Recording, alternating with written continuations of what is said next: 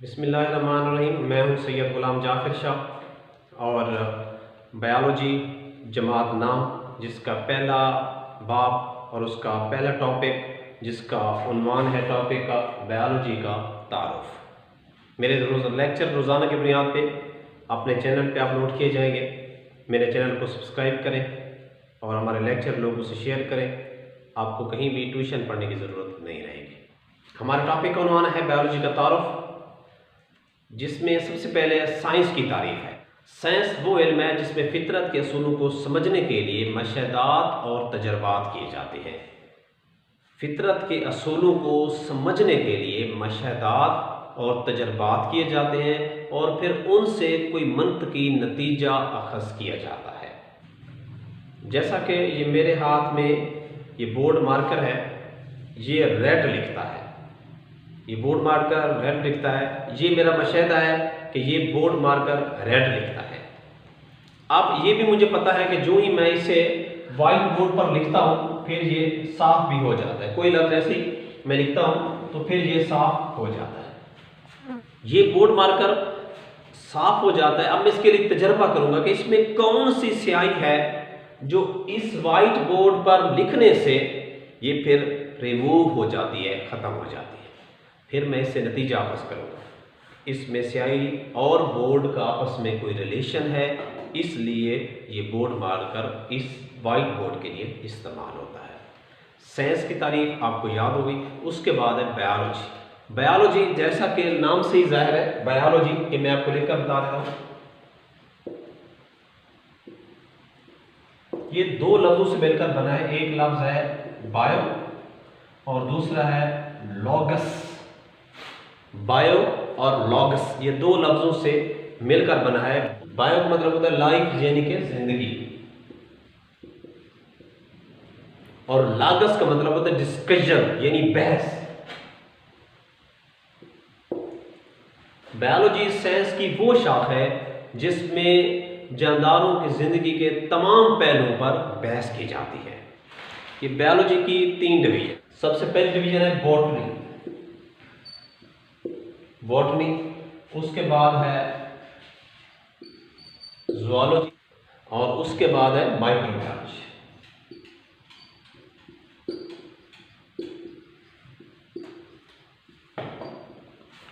ये बायोलॉजी की 3 डिवीजन है जिसके नाम है बॉटनी, ज़ूलॉजी और माइक्रोबायोलॉजी।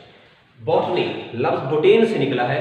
बोटेन, बोटेन का मतलब होता है चरागाह। ये लफ्ज़ बॉटनी बोटेन से निकला है। बोटेन का मतलब होता है चरागाह। ज़ूलॉजी जू से निकला है। जू यानी कि चिड़ियाघर, चिड़ियाघर। माइक्रोबायोलॉजी, माइक्रो छोटे, माइक्रो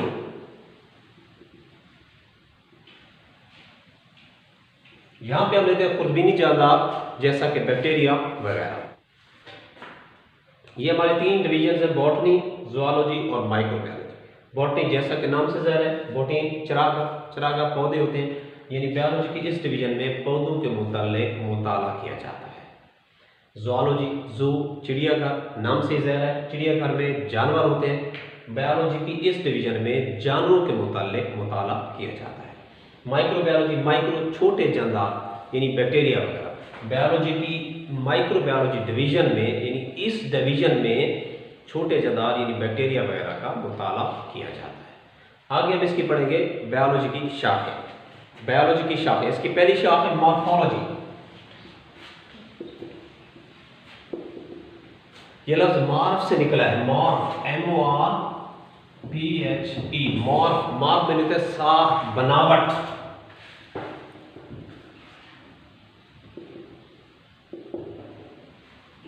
साफ, बनावट।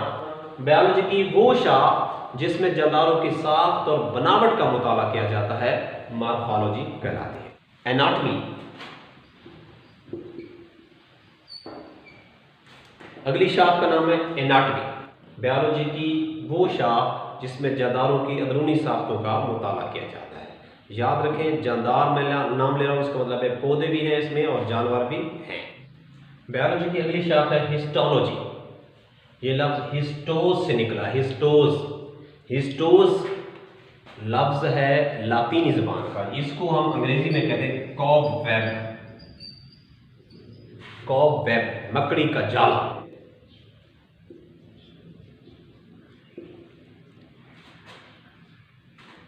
अब आप सोच रहे होंगे कि शायद इस शाख में मकड़ी के जाले के मुतालिक बहस की जाती है। नहीं, हरगिज़ नहीं। हिस्टोलॉजी लफ्ज़ है इसकी, चूंकि मकड़ी के जाले की जो शेप होती है ना, वो थोड़ा गौर करें, वो इस तरह की होती है।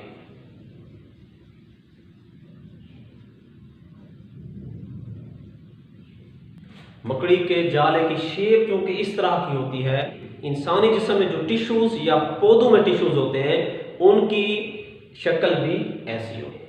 बायोलॉजी की इस शाख में यानी हिस्टोलॉजी में जानदारों के टिश्यूज का माइक्रोस्कोप की मदद से मुताला करना हिस्टोलॉजी कहलाता है। बायोलॉजी की अगली शाख है सेल बायोलॉजी। सेल, जैसा कि नाम से ज़रा सेल खुलिया।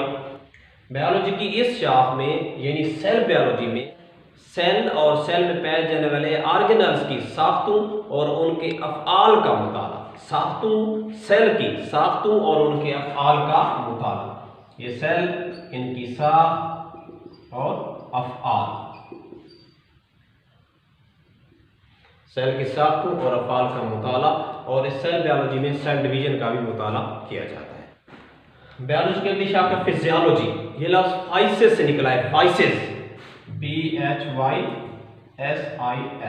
फाइसिस यानी कि अफ़आल, अफ़आल काम। बायोलॉजी की इस शाख में जानदारों के जिस्म में सर अंजाम दिए जाने वाले अफ़आल का मुताला किया जाता है, उसे फिजियोलॉजी कहते हैं।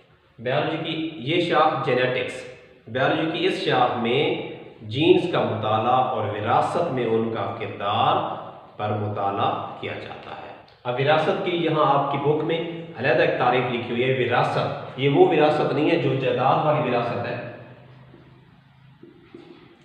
विरासत से मुराद खुसूसियात का एक नस्ल से दूसरी नस्ल में मुंतकिल होना है। जैसा कि अगर बाप का रंग गोरा है तो क्या वो खुसूसियत बेटे में मुंतकिल हुई है, इस तरह को विरासत कहते हैं। बायोलॉजी की अगली शाखा है एम्ब्रियोलॉजी। नाम से जरा एम्ब्रियो, एम्ब्रियो से मुकम्मल जानदार बनने का अमल यानी डिवेलपमेंट का मुताला एम्ब्रियोलॉजी कहलाता है। बायोलॉजी की अगली शाखा है टैक्सोनॉमी। इस शाख में जानदारों के साइंसी नाम रखने और उनके ग्रुप्स और छोटे ग्रुप्स में गिरोहबंदी यानी कि क्लासिफिकेशन का मुताला शामिल है। बायोलॉजी की अगली शाख है पैलेंटोलॉजी। बायोलॉजी की इस शाख में फॉसिल्स का मुताला किया जाता है। फॉसिल्स, फॉसिल्स होते हैं मुर्दा जानदारों की बाकियात। बायोलॉजी पैलेंटोलॉजी में फॉसिल्स का मुताला किया जाता है और फॉसिल्स हैं मुर्दा जानदारों की बाकियात। बायोलॉजी की अगली शाखा है पैलेंटोलॉजी। पैलेंटोलॉजी में फॉसिल्स का मुताला किया जाता है और फॉसिल्स से मुराद है मुर्दा जानदारों की बाकियात। जो जानदार आज से कई साल पहले थे वो गल सड़ गए, उनके बाकियात को फॉसिल्स कहते हैं और फॉसिल्स के मुताला को पैलेंटोलॉजी कहते हैं। जी, तो ये था आज का हमारा टॉपिक, बायोलॉजी क्या है, बायोलॉजी की डिविजन्स, बायोलॉजी की कुछ शाखों को हमने आज डिस्कस किया है। अगले लेक्चर में हम अगली शाखें डिस्कस करेंगे। उम्मीद है कि आपको ये लेक्चर पसंद आया होगा।